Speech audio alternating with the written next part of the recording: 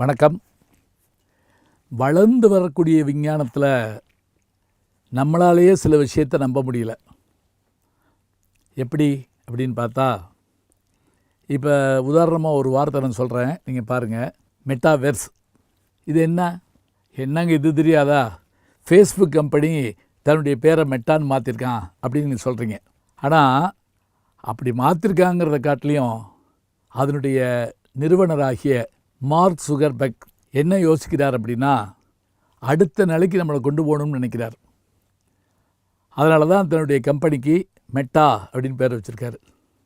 சரி, இந்த மெட்டாவெர்ஸ்னால் என்ன அர்த்தம் அப்படி பார்த்தா, இது ஒரு புதிய உலகத்தை உருவாக்கி தரப்போதான்.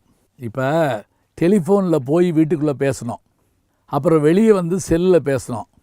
செல்லில் பேசுகிறவரை பார்க்க முடியுமான்னு நம்ம நினைக்கல, பார்க்க முடியும்னு வந்தது. இதெல்லாம் முதல்ல டெலிஃபோன் காலத்தில் சொல்லியிருந்தால் நம்பியிருக்க மாட்டாங்க. அதே போல் இந்த மெட்டாவெர்ஸுங்கிற ஒரு விஞ்ஞானத்தை எப்படி நம்ப போகிறாங்க இந்த உலகத்தார் அப்படின்னு யோசிக்கிற அளவுக்கு இருக்குது. சரி, இதுக்கு இந்த பேர் ஏன் வச்சாங்க? ஹிந்து பத்திரிகையில் முகமது ரியாஸ் ரொம்ப அருமையாக அதை பற்றி எழுதியிருந்தார். எனக்கு ரொம்ப பிடிச்சிருந்துச்சு அந்த கட்டுரை. அது என்ன அப்படின்னு பார்த்தீங்கன்னா, மெட்டா அப்படின்னா அப்பால்னு அர்த்தமா, வெர்ஸ் அப்படின்னா பிரபஞ்சம், பிரபஞ்சத்துக்கு அப்பால், இந்த பூமிக்கு அப்பால், பிரபஞ்சத்துக்கு அப்பால் அப்படின்னு அதனுடைய பேர். இப்போ அப்படி என்ன அதில் சொல்லியிருக்காங்க அப்படின்னு பார்த்தா, இதை நம்ம புரிஞ்சுக்கிறதா இருந்தால் முதல்ல சில வீடியோ கேம்ஸ் பற்றி தெரிஞ்சுக்கிறணும். ஏங்க, அதை தெரிஞ்சுக்கிட்டு தானேங்க பிள்ளை படாத பாடுபடுத்துகிறாங்க.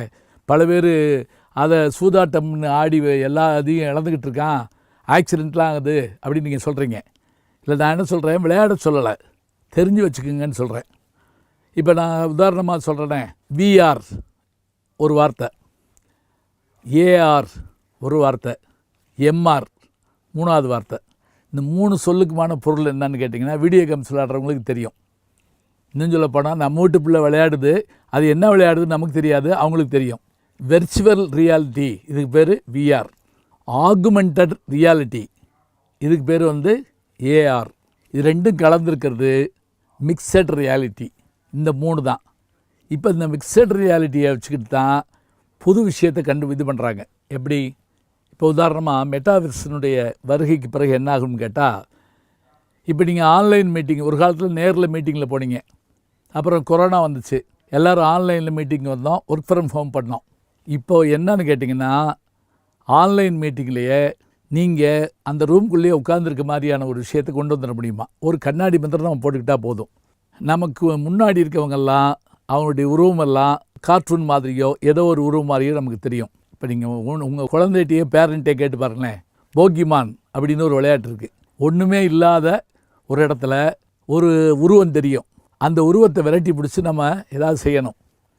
இது மாதிரி நாம் ஆஃபீஸ் ரூமில் நம்மோட இருக்கக்கூடியவங்க எல்லாரும் உட்கார்ந்துருக்க மாதிரியும் நாம் அதில் உட்கார்ந்துருக்க மாதிரியும் தெரியும்.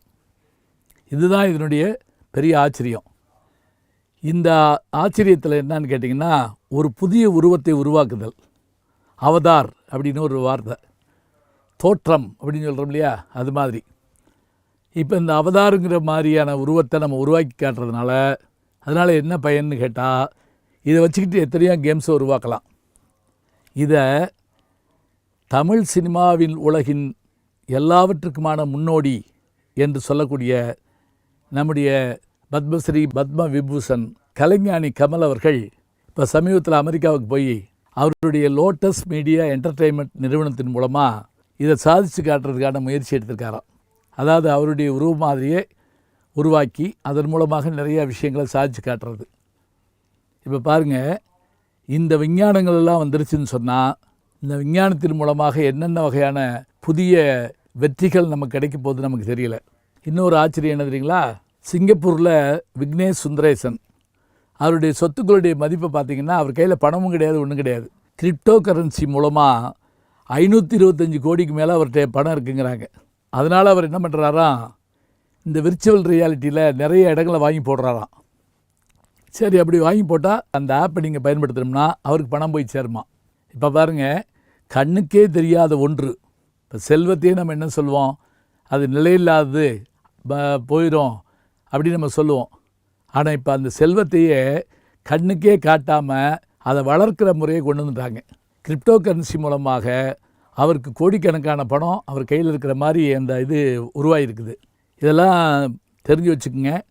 புதிய விஷயங்கள் வர்றப்ப அந்த புதிய விஷயங்களுக்கு ஏற்ப நம்மளை தயார்படுத்திக்கிறணும். அதிர்ச்சி அடையவோ கோவப்படவோ கூடாது. ரயில் வந்தபோது உலகம் அழியும்னாங்க. கார் கண்டுபிடிச்சப்ப அமெரிக்கா நாசக்கேடு வந்தது அப்படின்னாங்க ஹென்ரி போட. ஒவ்வொரு கண்டுபிடிப்பின் போதும் அந்த விஞ்ஞானிகள் தாக்கப்பட்டார்கள். உலகம் உருண்டைன்னு சொன்னதுக்காக கலீலியோவை கல்லால் அடித்தார்கள். ஆனால் பிறகு அது உண்மையாயிற்று. நாம் வாழுகிற காலத்தில் பல அதிசயங்கள் நிகழ்ந்து கொண்டிருக்கின்றன. அந்த அதிசயங்களுக்கு ஏற்ப நம்முடைய மனோநிலையை மாற்றிக்கொண்டு நாம் அவற்றில் பயணப்பட முயல வேண்டும். இல்லாவிட்டால் நாம் உண்டு நம்ம வேலை உண்டுன்னு சொல்லி நமக்குரிய இலக்கணங்கள், இலக்கியங்கள், தமிழ், நம்முடைய இசை, நம்முடைய ஓவியம் என்று பண்பாட்டு முறைக்கு ஏற்றபடியாக வாழ்க்கையை மாற்றிக்கொள்ள வேண்டும். எதற்கும் புதிய விஞ்ஞானத்தில் ஒரு முயற்சி எடுத்து பார்ப்போமே. நல்ல செய்திகளை நாளும் சிந்திப்போம்.